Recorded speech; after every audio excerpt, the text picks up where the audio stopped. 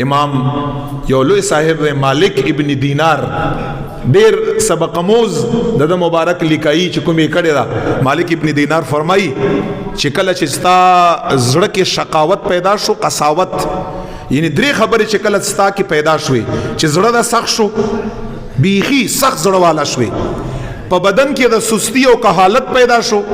او دریم لمبر پر رزق کې د تنګي پیدا شو. چې کله ستا سره دا درې کار وشو چې زړه د سخت شو، اول ډیر نرم و، اوس ته په زړه کې قساوت پیدا شو، سختی، په بدن کې د ډیر چوک چابن وي، اوس پکې کهالت او سستی پیدا شو، رزق د فراخ او اوس تنگ شو تنگ. مالک ابن دینار فرمایي چې خپل خبرې کم کړه، دا خبرو کثرت ته وجه نه دا سیس پتا باندې راغی، دا غي دومره نحوست دی، داسې څه کلام ستانه شوی دی، داسې څه کلام چې هغه کلام ستا سره مناسب نو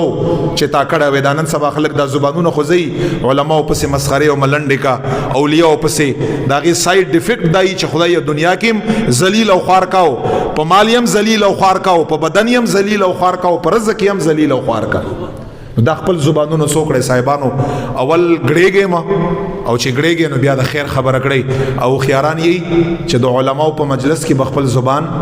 کنټرول ساتي، د اولیاء په مجلس کې بخپل زبان هم کنټرول ساتي او خپل زړه هم کنټرول ساتي، ورنه په دې باندې انسان ته ډېر مصیبتونه ملاوږي. الہ العالمین دا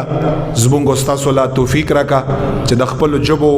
د خپل خبرو د هغې حفاظت وکړو. او ګورئ دا ژبه چې په 2 دیشو غاښونو کې بنده ده او په 2 شونډو کې بنده ده،